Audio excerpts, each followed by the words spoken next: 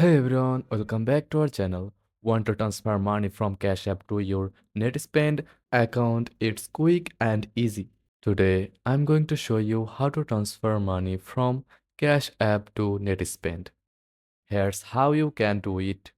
First of all, open the Cash App on your phone and tap the profile icon in the top right corner.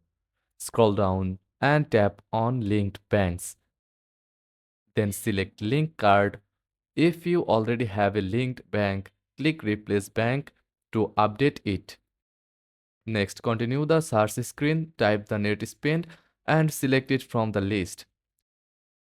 Now log in with your NetSpend credentials to link your account securely, and that's it. Your Cash App is now connected to your NetSpend account, making it easy to transfer money whenever you need. Thanks for watching.